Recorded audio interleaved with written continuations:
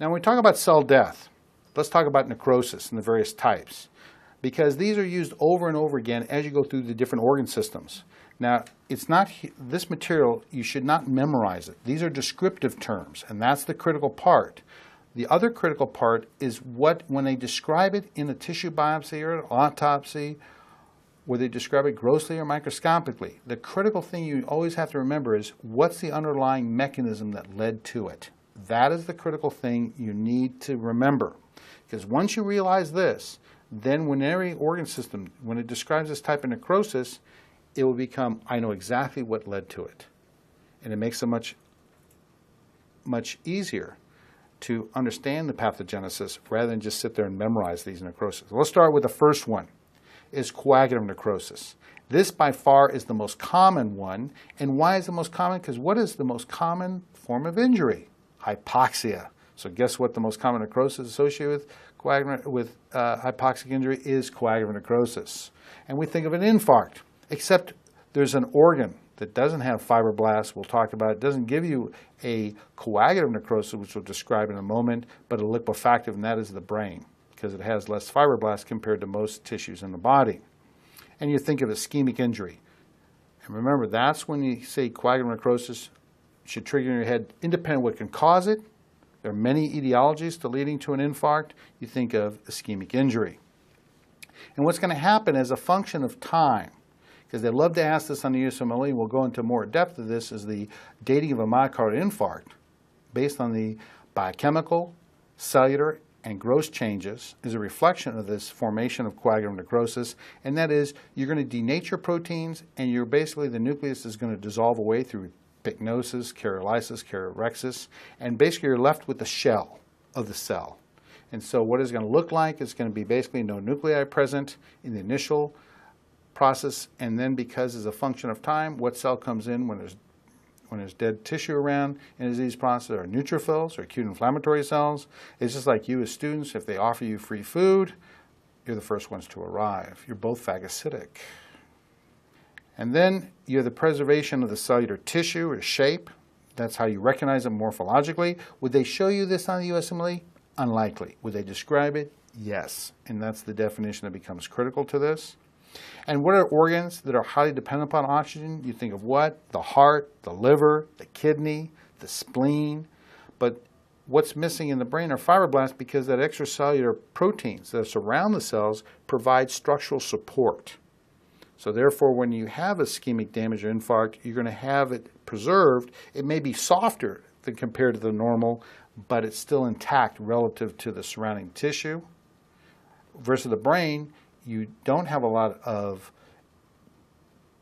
collagen made by the fibroblast, because you have to have a lot of plasticity, because you have all these neuronal connections occurring and myelination. And if you had connective tissue, it would interfere with this process and would never be able to develop neurologically. Another type of necrosis is liquefactive, and by the term it's just descriptive. It means the tissue is over-tenderized, as you might think of it. Like if you were to take a meat and over-tenderize it, you would get a milkshake of meat. It's liquefied. You could drink it, a liquefied steak. So in this case, what's causing the tissue to dissolve into a liquid state is that when you think of this, there are two processes occurring. One is that the cells, when they die, remember the pH does what in all cells? It becomes acidic. And what do we have on all cells? As acid hydrolases. So now that from the lysosomes can become activated, so you break down the large macromolecules into smaller one. Then because the tissue has died, you get an inflammatory response. Remember, PMNs, when they come, they release lytic enzymes. They'll also be activated and cause further lysis of macromolecules, leading to a liquid state. And so what do we think of? We think of autolysis and heterolysis is where the inflammatory cells, this is basically leading to it. And you think of what? When you have too much pus in a localized tissue, what do we call it? An abscess. That's an outcome of all acute inflammation and anywhere in the body. Brain infarcts, liquefactive because of the lack of fibroblasts. And when we have, what's the one organ in the body that's a bag of enzymes we always think about, is the pancreas. So when they release those lytic enzymes, now you're going to get, what do we call these clinically? It's just liquefactive necrosis or pseudocysts, both in acute and chronic. And what's the definition of a pseudocyst? Well, let's go back to a cyst. A cyst is defined as a cavity lined by epithelial cells with fluid in it. These are pseudo, so they're cavities, but they're lined by necrotic tissue. And that becomes important. Another important term is related to food. Pathologists are constantly eating, and they like to describe things, and this is the first stop, and that is it looks like cottage cheese, or caseous, or feta cheese, those that like it on salads or pizza.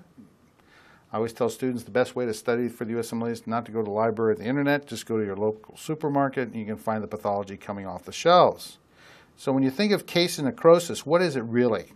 It's really a combination of coagulative and liquefactive necrosis. If you think of cottage cheese, it's kind of liquidy and kind of solid. Or feta cheese, kind of liquidy and solid as well.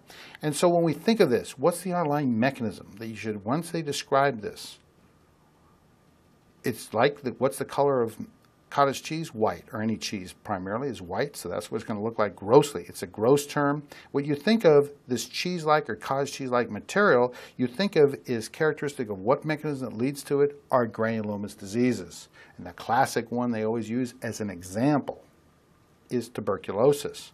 But there are other infectious diseases like coccidioidomycosis, cryptococcus, leishmaniasis, the gummas, and syphilis. But what do they have in common in this list? It's granulomatous disease. And why do you get case necrosis? What defines a granuloma? And this is important, is it's a localized collection of modified macrophages. And macrophages have a lot of lytic enzymes, which we'll get to in detail as we get to the acute and chronic inflammation. And they will eventually release these lytic enzymes and cause in the center of these granulomas, which also have T4 helper cells. Remember, it's H1 subset as well as fibroblasts, and this will lead to the caseating process. So the bigger the granulomas, the likelihood of seeing caseation increases. So when you think of caseous necrosis, what should trigger in your head is not TB, but a granulomatous process. Because you always memorize sarcoidosis as non-caseating. And why is that the case? Because only 2/3 of sarcoidosis, which we'll define in a moment, is going to be small granulomas. But when you have, if it's only 2/3, what's the other third? Are caseating. So remember that sarcoidosis is a condition of a systemic granulomatous disease that has unknown etiology that triggers this granulomas. That's a diagnosis of exclusion. And the biggest category you have to exclude that can lead to granulomas are infectious diseases like TB, cocci, and crypto. Another important necrosis is fat necrosis. And fat necrosis, we think of trauma. And the biggest place, or the most common place that you think of, is the superficial fascia. It has fat in it. So getting a bruise. What's the one tissue that's in the superficial fascia that has a lot of fat in it? Is the breast. So if you have a automobile accident where you or an airbag exploding on your chest, especially if you're female, because remember the female breast is composed primarily of fat, and you can get damage to the fat because of blunt trauma. And what you're releasing are lipases that are now going to break down the adipocytes, and who's going to come in to clean up in any disease process are macrophages. And then basically fat will become chalky white. Now this becomes a very important point. What is the color of fat? The color of fat is yellow. And why is fat yellow? Think about this, because the color of yellow is ubiquitous in medicine. It's important to understand biochemically the situations where it occurs, and now it's altered. If you're a surgeon or somebody that's looking at deciding, is this dead fat or is this living fat, we have to know what the changes are. So it becomes paler in color or chalky white. So why is fat yellow? If you think of the steak that you can buy in a meat market or the meat counter, you'll notice the fat is white around it, never yellow. When you look at butter, it depends upon the time of year, you'll see that butter has different colors. In the spring and in the summer, it's going to be bright yellow, but in the fall and the winter, it's pale. When you go to the market to make tamales, you buy lard, which is a lipid, but it's white. So you have all these lipids that are different colors, and the color that becomes critical is the color yellow. So why is one lipid yellow and the other is not? And this becomes important because this affects any disease process or normal tissue that contains lipid in it, what color is it going to be? Is going to be yellow, except the brain, because the blood-brain barrier is preventing some molecules that we get from our environment that turns our fat yellow. If you think about it, if anybody out there is listening to these tapes, if you're a vegetarian, you have fluorescent yellow fat, but if you're a carnivorous individual, your fat is going to be dull yellow. And the reason is, what do you think of you refuse to eat as a child is vegetables. And a lot of times, what vegetables contain are a lot of pigments. And the important pigment that's found, besides beta-carotene, is xanthophylls. And xantho, what is that important definition? What does xantho mean? It means the color yellow. Think of those xanthomas that you get in hyperlipidemic states around the eyes, where you get the macrophages gobbling up this excess lipid, and now it's the color yellow. So if the reason you're, as a vegetarian, have fluorescent yellow fat, because you're eating a lot of xanthophylls. So it's going to be lipid soluble, it gets deposited there. So why is this important? Well, if the lipid in your tissue is yellow, therefore, if it now is broken down, these pigments, by the release of enzymes, then what's going to happen is it's going to give you a chalky white. Because what happens to the myocardium in an infarct? It becomes pale because you're breaking down the iron bound to protein. So therefore, infarcts become what? Pale in color because you're affecting the color. So let's get back to the butter. Why does the butter change, you might ask at this point? Because what is fed to cattle? What are the cattle eating in the spring and the summer is the grass on the hills or in the fields. But what are they fed during the fall and winter where there's no grass? Is grain. So when you eat that steak next time, you wonder why all that lipid is white. Is that cattle has only been fed grains to fatten them up to provide you that meal of a steak or a hamburger. And so what you eat is what you are. It's more important. Everybody worries about what you look like on the outside. You're more interesting on the inside. That's why medicine is quite interesting. So when you talk about lipid, what is the normal color of the cortex of the adrenal gland? Well, if you think biochemically, what is the precursor molecule that is used is cholesterol. So if you have a cortical adenoma of the adrenal gland, what color is it going to be? Yellow. And that shade of yellow will depend upon how much lipid is in your diet, or in terms of your vegetables. Then, if you think of atherosclerotic plaques, what do they contain in the atherosclerotic plaques? Lipids. So what color is atherosclerosis grossly? Yellow. What's the most common primary malignant tumor of the kidney in adults? Is renal cell carcinoma. And those cells contain what in it? Lipids. So what's the color of renal cell carcinoma? Yellow. So yellow is very important. And what's the one lipid in the body that does not turn yellow, no matter how many vegetables you eat, is your brain. Because the blood-brain barrier prevents the crossing of these xanthophylls across it. That's why your white matter is white. Except at what age you're vulnerable to it leaking across is, you remember, at birth, the blood-brain barrier is immature, and we have to worry about bilirubin, another pigment that's yellow that can cross it and lead to kernicterus, as an example. So the color is important to you. Another important necrosis, often maligned or misunderstood, is fibrinoid necrosis. And basically the way you have to think about it, it is a necrosis of connective tissue. And this becomes very important. It often resembles fibrin. So it's a microscopic description, and that's the critical thing. Remember, caseous necrosis we talked about is going to be a gross, looks like cottage cheese. When you talk about fibrinoid necrosis, let's break this word down. Oid means what? Like. Fibrin. So, if it's made of protein, what color do you think fibrinoid necrosis must be under the microscope? It must be pink to red. And because you have necrotic tissue, what inflammatory cell is going to arrive? Are PMNs, or neutrophils. So essentially, it's going to have a pink, homogeneous, or it could be irregular depending upon how much necrosis is taking place. Now, remember, as I pointed out before, any type of necrosis, what do you have to think of as the most important thing that leads to it is the pathogenesis or the underlying mechanism. So when you hear the term fibrinoid necrosis, you have to think of what? Acute immunologic injury. And what are some examples of this that you've all learned? It's been given different names, but it's still fibrinoid necrosis. So when you talk about immunocomplex-based disease, like post-streptococcal pneumonephritis or an SLE, what's one organ system that's going to be affected by the immunocomplexes? Is the kidney. Since it receives anywhere between 15 to 25% of your cardiac output, immunocomplexes travel, get trapped in the mesangium and or capillary wall, the glomerular capillary wall. You'll initiate what? At the end of the immunocomplex is the IgG, for example. You have the FC portion. What do you activate? Complement. What is complement going to do? Bring in PMNs. They release lytic enzymes. Now you get fibrinoid necrosis.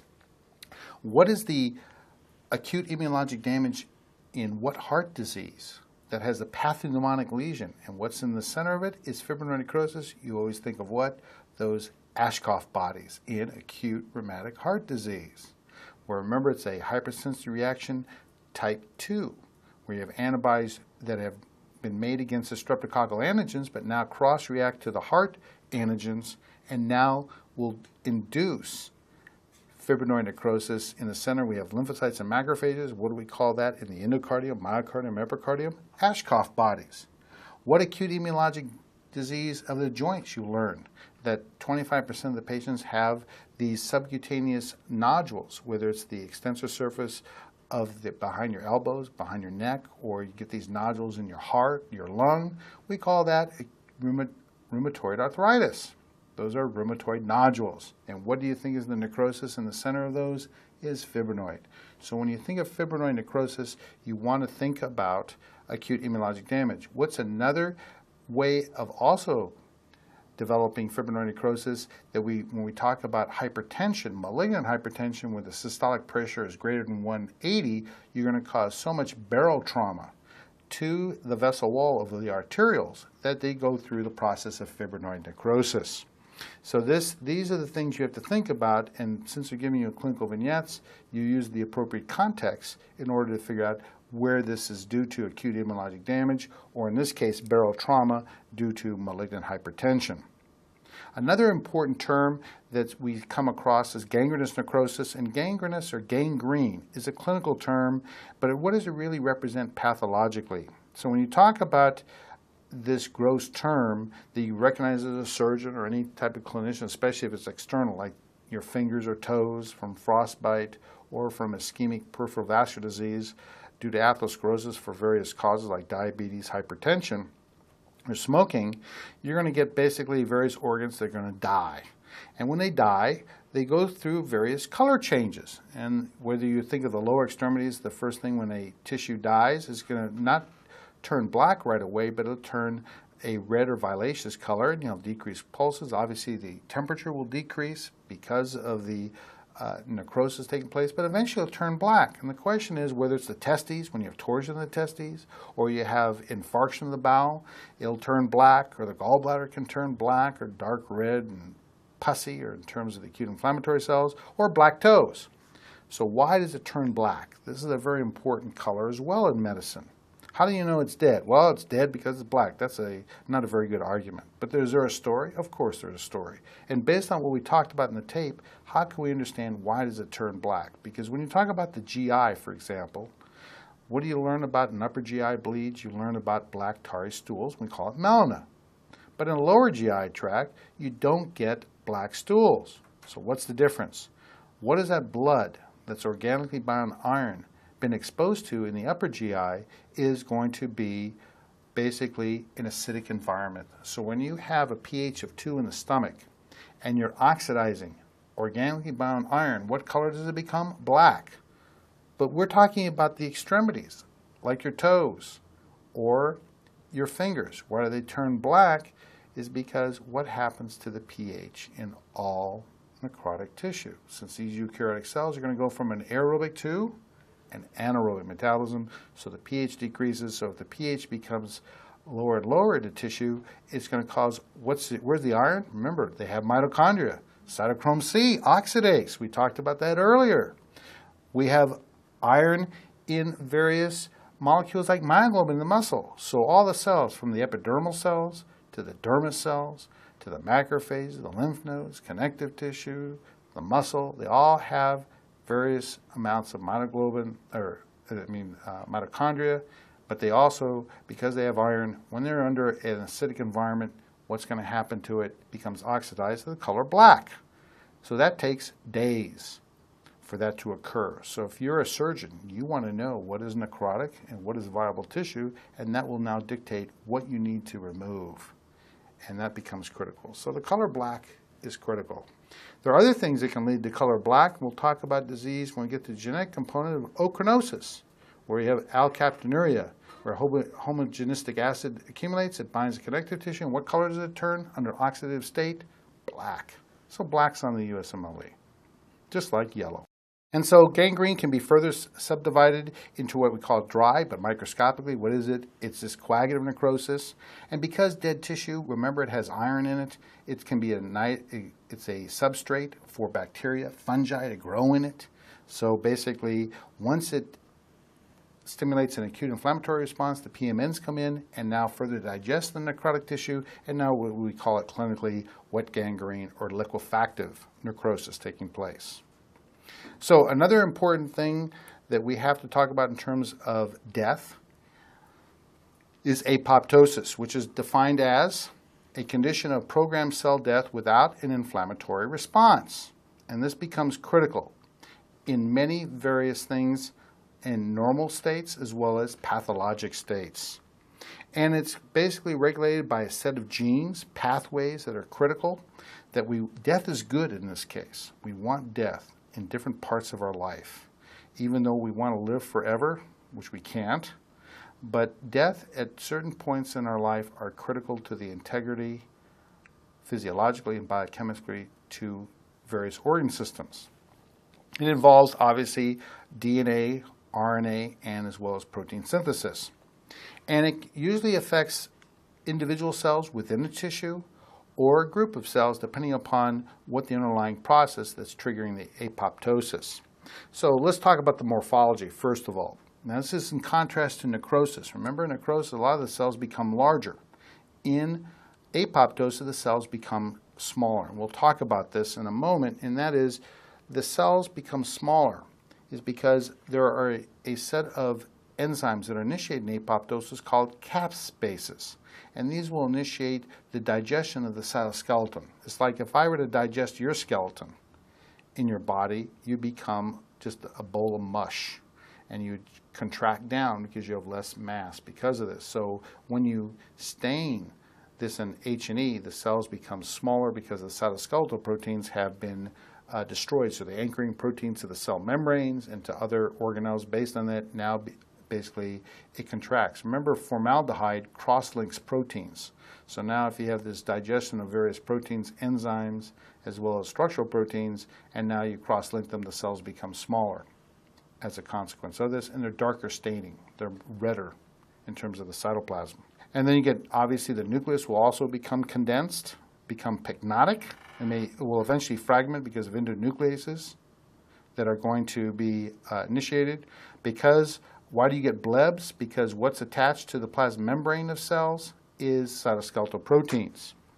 And then, as a function of time, you break down the cell, and we call the components of these breakdown products apoptotic bodies. And then who's going to eat them?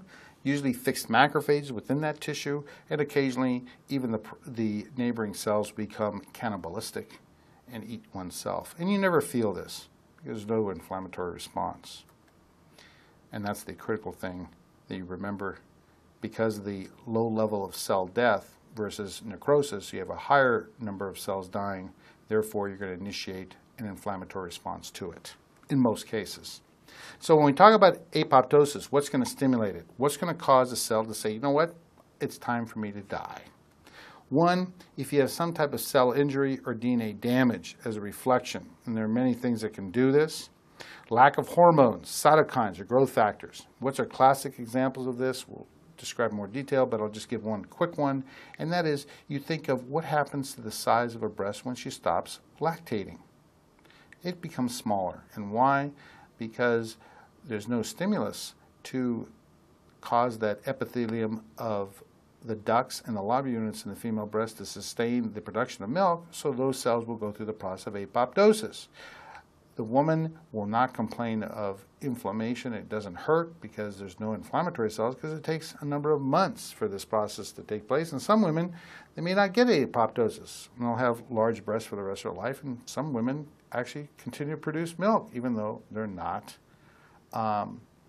being suckled on. So it varies. But in a general rule, most women's breasts have to stop lactating, or the process of stimulating lactation, go through apoptosis. There are receptor ligand signals that can bind to the cell and initiate the process. There's an important molecule, FAST, made by T cells that can initiate the induction of apoptosis. Another important cytokine that's going to be revisited over and over again that's critical is tumor necrosis factor. And this also used to be called cachexin. It can suppress your appetite. So when you think of macrophages hanging around in cancers, for example, it can lead to a cachectic state. And a lot of it, the cytokine, is due to the release from macrophages, the predominant cell in the body that makes TNF. And TNF will bind to receptor, initiate these caspases that will lead to the apoptosis. So apoptosis is really regulated by a variety of genes. There are those that will inhibit it and those that will promote it. So an important proto-oncogene is called BCL-2. It's on chromosome 18 that can be translocated to 14, and it will inhibit apoptosis. And what's a disease, when you talk about lymphomas, follicular lymphomas, is due to this translocation 14 to 18. We'll revisit this when we get to neoplasia. So basically, it prevents the release of cytochrome C oxidase from the mitochondria. Remember, this is an important protein when it's released from the mitochondria that will now induce apoptosis. And it will bind to the BCL-2 gene product, or protein will bind to a protease activating factor that will now activate this process and then inhibit the ability to produce apoptosis. Another important gene that you're going to see over and over again, that's what we call a tumor suppressor gene, as you recall, is P53. And it actually is critical in stimulating apoptosis. You want cells to die. And what's the function of P53? It prevents mutated cells that have been damaged from entering the cell cycle at S phase. And what virus you learned about, that its gene product will bind to P53 as well as retinoblastoma gene, is going to be human papillomavirus.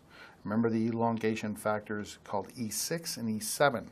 E6 binds to P53, E7 binds to retinoblastoma, which will induce growth arrest for retinoblastoma gene product, and P53 will inhibit apoptosis. Now you acquire mutations as a function of time, and now you become a cancer.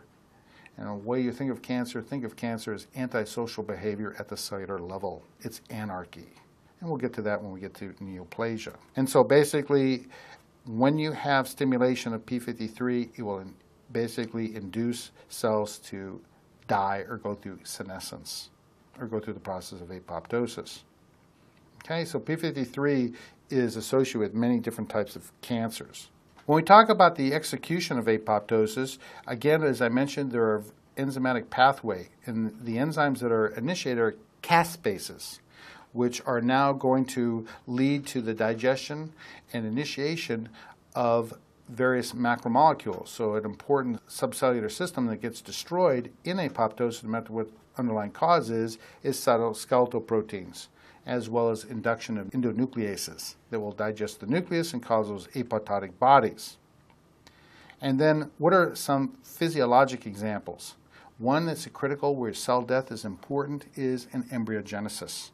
Because embryogenesis, there are cells, you will always think of cells dividing, but they're not. There are certain cells have to die in order for different things to form. What's a classic example of this? You think of your fingers. When the fingers are, or your toes, when they're first formed, they're webs, or they're connected to one another. So those cells in between have to go through the process of apoptosis to form fingers or digits. What do we call that process where you can't form, or the separation of these digits is syndactyly, and that is a failure of apoptosis. But they're in the animal kingdom, we don't want apoptosis. What's a classic example of this? Are ducks and geese, because they have to have webbing between their digits in order to paddle. Or you think of the arm of a bat, or the hand. That's the lack of apoptosis. That's why they're able to fly. And so there are various animals that don't want apoptosis in order to carry out their function. But for us, as primates, we need to have apoptosis.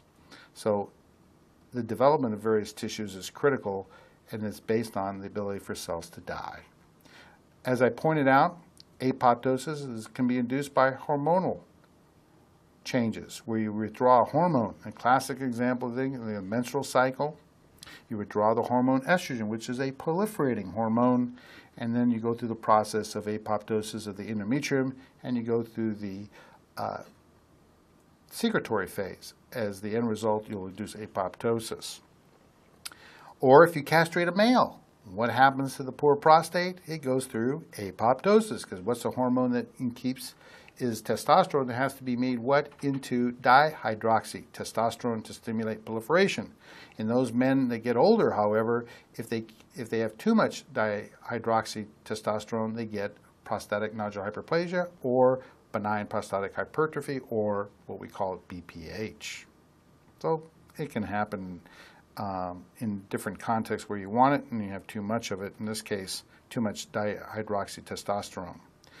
You have the thymus. It involutes as a function of time. As the immune system matures, you go through the process of selective lymphocyte death. What's another example that becomes critical where apoptosis is important is preventing autoimmune diseases. How does apoptosis, an important mechanism of controlling the immune system, is that, remember, our cells die normally as a function of time, wear and tear, without having some injurious insult. So we're constantly exposing self-antigens that are not normally seen by the immune system. And what do we think of? The nucleus. When we get to autoimmune diseases, what's the common serologies looking at is anti-nuclear antibodies, like ANA, anti-nuclear antigen. So in this case, if you have a situation where cells are constantly dying, and you're exposing these self-antigens, like the nucleus, which is sequestered from the immune system, what's going to happen is that when you have this low level of self-antigen being exposed, you make these sensitized T and B cells to go through the process of apoptosis. So one of the mechanisms of producing autoimmune disease, obviously, is what? Decreased apoptosis of sensitized T and B cells that now can lead to things like SLE. What are pathologic examples? This is important that, remember, all viruses, no matter what virus you study, what are you going to always initiate is going to be typically an immunologic response. There are some viruses like AIDS or herpes that are cytopathic, that actually kill the cell. But immunologically, when you think of hepatitis virus A through E, what you're getting is an immunologic damage where you have cytotoxic T8 cells coming in and inducing apoptosis, and then leading to what we call in the liver calcium bodies or acidophilic bodies. And that's an immunologic basis for apoptosis is viruses, because what's the one cell that fights off all viruses you think of when you look at it histologically? Are cytotoxic T8 cells. Obviously, you can make neutralizing antibodies to viruses because of the help of B cells becoming plasma cells as well as memory cells. Another important example is graft versus host disease. We have a bone marrow transplant where the recipient gets a bone marrow that has cytotoxic T8 cells that are sensitized and now go and induce apoptosis of the keratinocytes in your skin, as well as the enterocytes in your small intestine, as well as affecting the liver and causing apoptosis. So graft versus host disease is a hypersensory reaction type 4 involving what MHC class that interacts with T8 cells is, remember, is class 1. And then here's an example where you have duct obstruction, like a genetic disease we'll get to that's very important, cystic fibrosis, where the obstruction, the secretory product, is not allowed to pass through a duct, backs up and induces apoptosis, and cystic fibrosis is a classic example of this.